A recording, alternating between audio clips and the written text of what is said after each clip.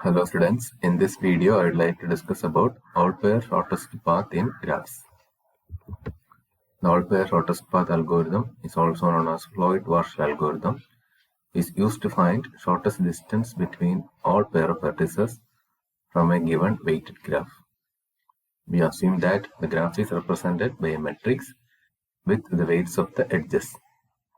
Negative weight edges are allowed, but no negative weight cycles.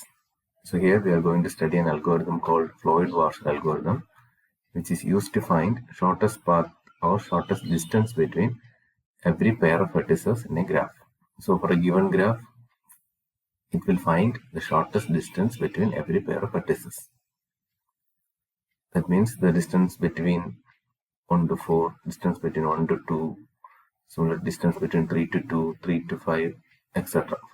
For a given graph, it will find shortest distance between every pair of vertices. Negative weight edges are allowed because here this edge 1, 5 is having negative weight because its value is -4, it is allowed, but no negative weight cycles are allowed. So this may contain some cycles. So here we have a cycle 1, 5, 4, 1. So here the sum of path is -4 plus 6 is 2, 2 plus 2 is 4. There the sum of path is actually 2, which is a positive value. If it is negative value, this algorithm will not work. So this algorithm will not work in negative weight cycles. So the input to the algorithm is represented using a matrix with weights of the edges. So I will define that weighted matrix W of ij equal to 0 if I equal to j. We already studied how we represent graph in adjacency matrix. Here we are representing it using adjacency weighted matrix. So here this 0 represent 1, 1 when I equal to j.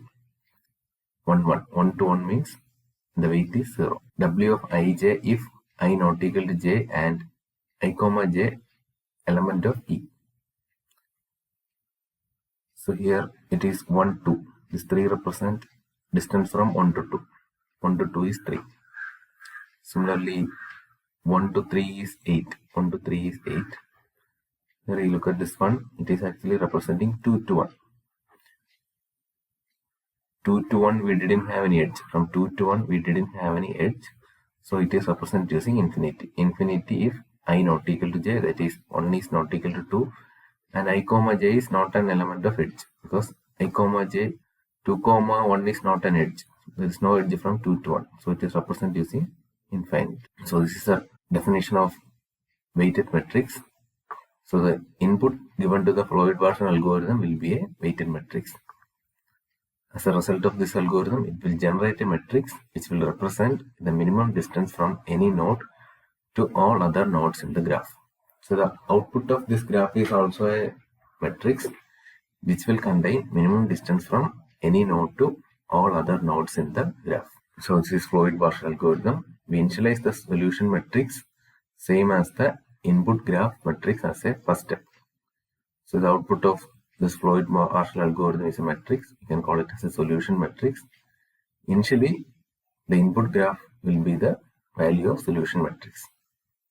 Then we update the solution matrix by considering all vertices as an intermediate vertex. The idea is to one by one pick all the vertices and updates all shortest path which may include the picked vertex as an intermediate vertex in the shortest path. When we pick vertex number k as an intermediate vertex, we have already considered vertex 0, 1, 2, k minus 1 as intermediate vertices. For every pair I comma j of the source and destination vertices respectively, there are two possible cases.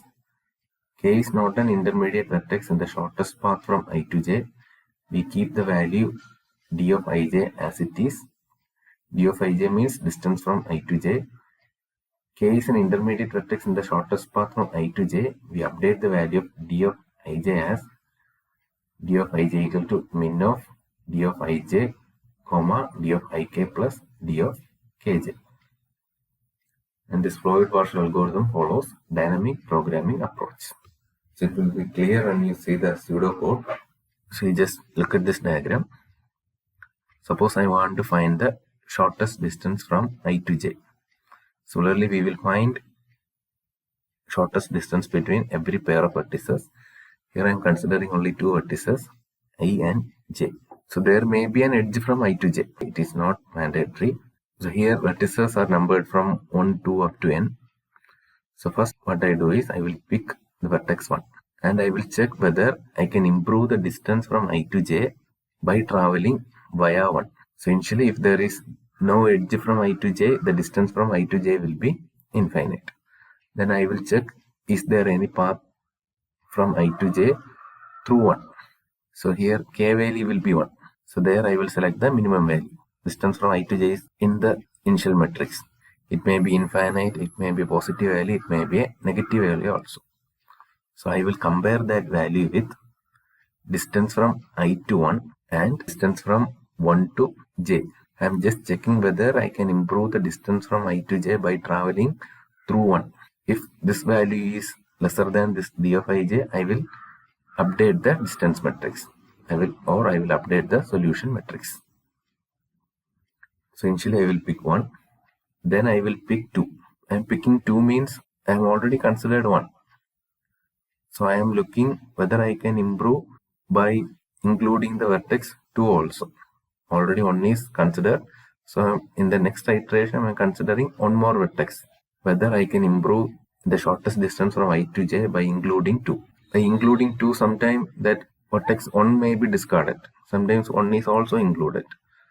Sometimes 2 may be discarded. Sometimes 1 and 2 may be included. So in the next iteration, I am considering I and j. Just consider I have a intermediate vertex called k. So when I am considering k, I have already considered 1, 2, 3 and up to vertex k minus 1. So P1 means distance from I to k.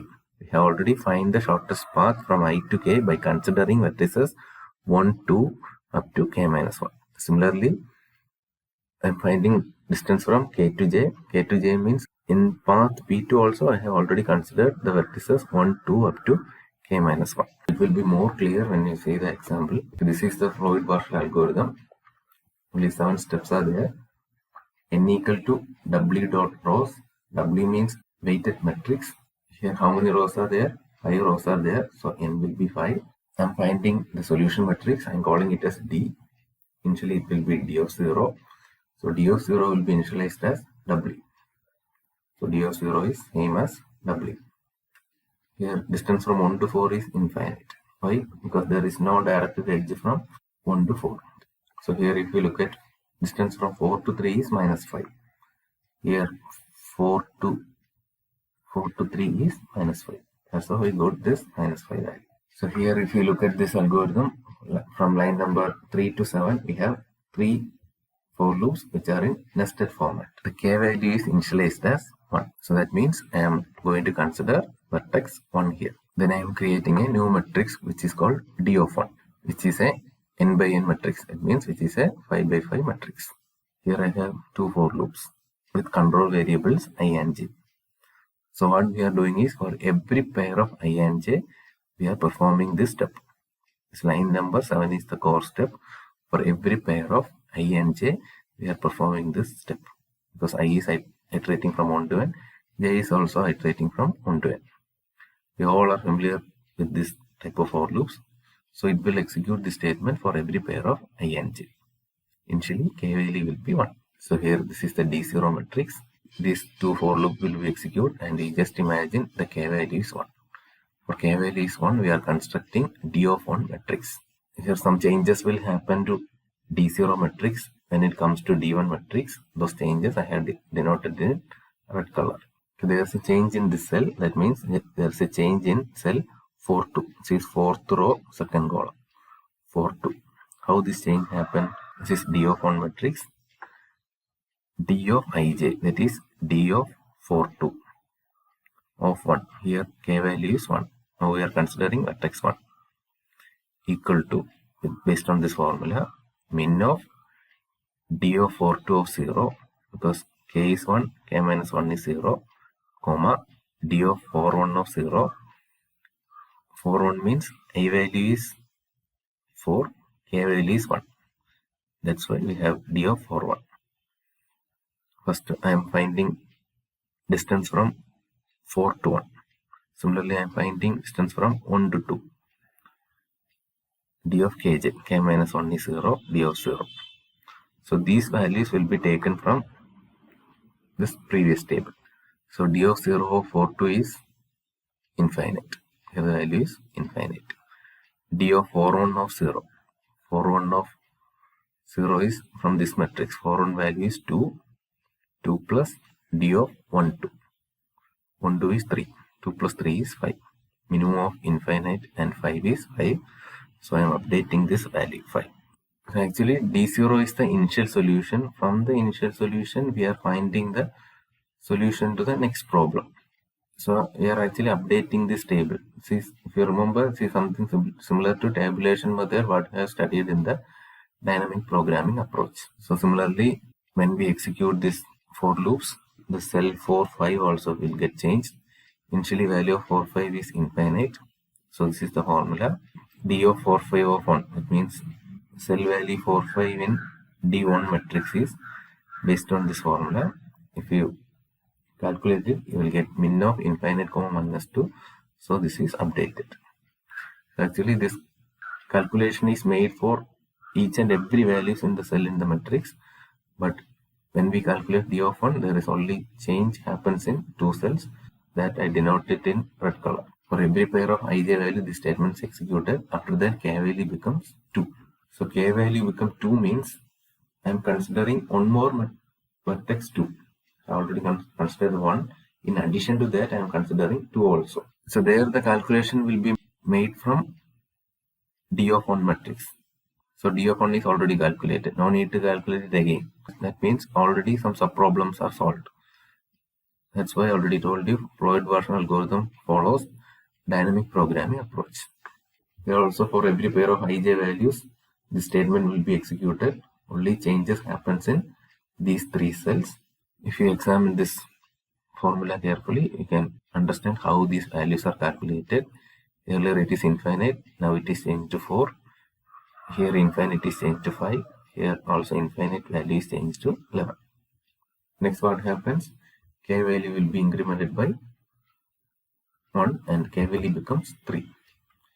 When k value becomes 3, this calculation is made from d of 2. Here we have only one updation. All remaining values will be same when we execute this formula for this ij pair of values. So d of 4 2 is 5. In D2 matrix, 4 2 value is 5. So 5 comma d of 4 3, because here we are executing for k value 3. So it is ik, that is 4 3. D of 4 3 of 2 is minus 5 plus d of 3 2. Minus 5 plus 4 is minus 1. So there is an updation in D3 table. So this minus 1 is updated. So next k value will be incremented and k value becomes 4. So some 6 values are updated. I list down all the calculations here. Go through each calculation carefully and learn how this updation happened. Again k value will be incremented. K value becomes 5. 2 updations are there. You can understand from this formula. Now k value becomes 5. That's the value of n. N means number of rows or number of vertices. So this entire iteration finished. Now this matrix is the actual output matrix. Here in algorithm it is given as return d of n. N is 5, so return d of 5. This matrix will be returned as the output. So now if you look at this matrix, you can find the shortest distance from every pair of vertices. In the initial matrix, if we notice, distance from 1 to 3 is 8. Now distance from 1 to 3 is minus 3. That means I have taken a different path. This edge is not considered as a path. A new path is considered, and that path is from 1 to 5 we have a cost of minus 4. From 5 to 4 we have a cost of 6. Minus 4 plus 6 is 2. From 4 to 3 we have a cost of minus 5. Minus 5 plus 2 is minus 3. That's how I got the distance from 1 to 3. The minimum distance from 1 to 3 is actually minus 3. If you notice, in the initial matrix or in the input matrix, that value is 8.